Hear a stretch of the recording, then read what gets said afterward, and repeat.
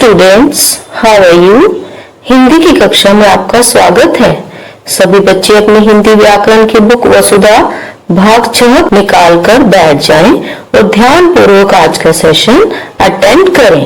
बच्चों, आज हमारा पढ़ने का टॉपिक है पाठ 11 क्रिया यानी वर्ब। बच्चों, हमने पिछली कक्षा में क्रिया की परिभाषा और क्रिया के पहले भेद सकर्मक क्रिया पर डिस्कशन की थी। आज की कक्षा में हम क्रिया के अगले भेद अकर्मक क्रिया पर डिस्कशन करेंगे। तो चलिए चलते हैं पेज नंबर 79 पर। अकर्मक क्रिया। आइए पहले कुछ वाक्यों को पढ़ते हैं। शेर दहाड़ रहा है, वर्षा हो रही है, बच्चा सो रहा है, जोकर हंस रहा है। बच्चों, इन वाक्यों में शेर, वर्षा, बच्चा, जोकर आदि सभी शब्द कर्ता हैं, यानी काम को करने वाले हैं। और दहाड़ रहा है, हो रही है, सो रहा है, हंस रहा है आदि क्रियाएं हैं। इन वाक्यों में कर्ता और क्रिया लगी हुई है, कर्म नहीं दिया गया है। साथ ही इन क्रियाओं का प्रभाव कर्ता यानी शेर, वर्षा, बच्चा, जोकर आदि शब्दों पर पड़ रहा है, अतः ये अकर्मक क्रियाएं हैं। सकर्मक और अकर्मक क्रियाओं की सही पहचान करने के लिए वाक्यों को पढ़ने के बाद क्या लगाकर प्रश्न किया जाए तो हमें सही उत्तर मिल जाता है। चलिए बच्चों, अब अकर्मक क्रिया की परिभाषा को पढ़ते हैं।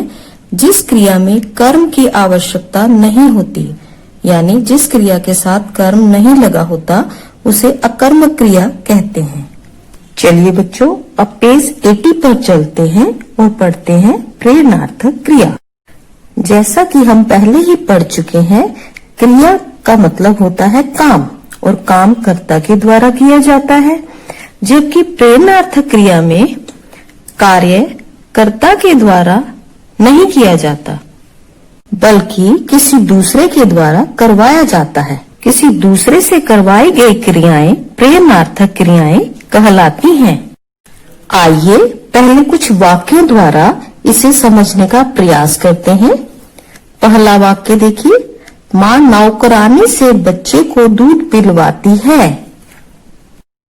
बच्चों, इस वाक्य में दो कर्ता हैं, यानी दो सब्जेक्ट हैं। एक माँ जो काम को करने की प्रेरणा दे रही है, और दूसरा नौकरानी जो उस काम को करने के लिए प्रेरित हो रही है, यानी कार्य करने के लिए तैयार हो रही है। इस वाक्य में माँ स्वयं काम न करके नौकरानी से बच्चे को दूध पिलवाने का काम करवा रही है।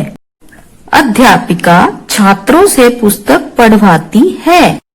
इस वाक्य में भी दो कर्ता हैं, अध्यापिका और छात्रों। अध्यापिका प्रेरणा देने वाली कर्ता है और छात्र प्रेरित होने वाले कर्ता हैं। इसी तरह बच्चों, अगला वाक्य पढ़ते हैं।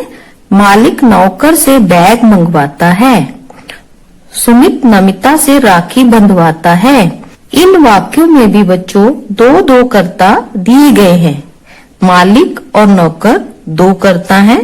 मालिक यहाँ पर प्रेरणा देने वाला कर्ता है और नौकर प्रेरित होने वाला कर्ता है, यानी मालिक स्वयं कार्य न करके नौकर से कार्य करवा रहा है। इसी तरह मालिक नौकर से बैग मंगवाने का काम करवा रहा है, और इसी तरह सुमित कार्य स्वयं न करके नमिता से कार्य करवा रहा है। आइए अब प्रेरणार्थक क्रिया की परिभाषा को पढ़ते हैं। क्रिया कभी कर्ता के द्वारा स्वयं की जाती है, तो कभी किसी अन्य के द्वारा करवाई जाती है। दूसरों से करवाई जाने वाली क्रियाएं प्रेरणार्थक क्रियाएं कहलाती हैं। और बच्चों, प्रेरणार्थक क्रिया वाले वाक्यों में हमेशा दो कर्ता होते हैं, यानी दो काम को करने वाले होते हैं। चलिए बच्चों, अब कुछ अन्य प्रेरणार्थक क्रियाएं पढ़ते हैं। प्रेरणार्थक क्रियाएं बनाते समय शब्द के अंत में वाना प्रत्यय लगाते हैं, जैसे उड़ना, उड़वाना, धोना, धुलवाना, बनना, बनवाना, मांगना, मंगवाना, खाना, खिलवाना। तो बच्चों, आप देख रहे हो इन सभी प्रेरणार्थक क्रियाओं के अंत में वाना प्रत्यय जुड़ा हुआ है। अगला, पीना, पिलवाना, दौड़ना, दौड़वाना, फैलना, फैलवाना, फेंकना, फिकवाना, लिखना, लिखवाना। बच्चों, मुझे पूरी उम्मीद है कि आपको क्रिया और उसके भेदों के बारे में सारी जानकारी मिल गई होगी। चलिए अब हम इसकी बैक एक्सरसाइज पर डिस्कशन करते हैं। पहला प्रश्न पढ़ते हैं। निम्नलिखित प्रश्नों के उत्तर लिखिए। पहला, क्रिया किसे कहते हैं? दूसरा, क्रिया के कितने भेद होते हैं, उनके नाम लिखिए। सकर्मक क्रिया के भेदों के नाम लिखिए। अगला, प्रेरणार्थक क्रिया क्या होती है, उदाहरण सहित समझाइए। बच्चों, इन सभी प्रश्नों के उत्तर हमने चैप्टर की रीडिंग के दौरान डिस्कस किए, तो आपने वहीं से इनको याद करना है। चलिए प्रश्न नंबर 2 पर चलते हैं। कोष्ठक में दिए गए धातु रूपों द्वारा उपयुक्त क्रिया शब्द बनाकर रिक्त स्थानों की पूर्ति कीजिए। बच्चों, यहाँ आपको कोष्ठक में क्रिया का मूल रूप दिया गया है, यानी धातु रूप दिया गया है, तो आपने इन शब्दों से सही क्रिया शब्द बनाकर रिक्त स्थान फिल करने हैं। पहला फिलअप्स देखिए। पेड़ पर कौवा डैश है, तो यहाँ ब्रैकेट में दिया हुआ है बैट, तो बैट से हम क्रिया रूप बनाएंगे बैठा। पेड़ पर कौवा बैठा है। तो इसी तरह बच्चों, आपने इन क्रिया शब्दों की मदद से सभी फिलअप्स को फिल करना है। मैं एक बार इन सभी को पढ़ रही हूँ। माँ बच्चे को पानी डैश है, यहाँ पर लिखा हुआ है पिला। अगला, राधा तनु से अखबार डैश है, क्रिया शब्द है पढ़। नकुल चित्र डैश रहा है, क्रिया शब्द बन। प्रिया खाना डैश रही है, खा। चलिए थर्ड एक्सरसाइज पर चलते हैं। दिए गए वाक्यों में से क्रिया शब्द छांटकर लिखिए। जैसे पहला वाक्य देखिए, सोना गीत गाती है। तो बच्चों, जैसे मैंने पहले वाक्य में से क्रिया शब्द निकाला गाती है और इसे दी गई जगह पर लिख दिया, इसी तरह आपने सभी वाक्यों में से क्रिया शब्द छांटकर लिखने हैं। अगला वाक्य देखिए, दादी सुमन को कहानी सुनाती है। अगला, बाहर वर्षा हो रही है। अगला, माली ने सारे आम तोड़ लिए। नदी धीरे धीरे बहती है। बच्चों, अगली एक्सरसाइज नंबर 4, सकर्मक तथा अकर्मक क्रिया के 2 उदाहरण लिखिए। जैसा कि बच्चों मैंने आपको पाठ की रीडिंग के दौरान बताया कि सकर्मक क्रिया में कर्म लगा होता है और अकर्मक क्रिया कर्म रहित होती है। जैसे मैंने यहाँ पर पहला एग्जाम्पल दिया, रीता अखबार पढ़ती है। तो रीता क्या पढ़ती है? अखबार। तो अखबार क्या है बच्चों? कर्म। तो इसी तरह आपने दूसरा वाक्य भी बनाना है। अगला, अकर्मक क्रिया। पहला उदाहरण देखिए, मोहन खा रहा है। मोहन क्या खा रहा है? हमें नहीं पता चल रहा। तो इससे क्या पता चल रहा है कि इस वाक्य में कर्म नहीं लगा हुआ है। तो इसी तरह आपने दूसरा वाक्य स्वयं लिखना है। अगला, फिफ्थ एक्सरसाइज, कोष्ठक में दिए गए शब्दों की सहायता से वाक्यों को प्रेरणार्थक क्रिया में बदलकर लिखिए।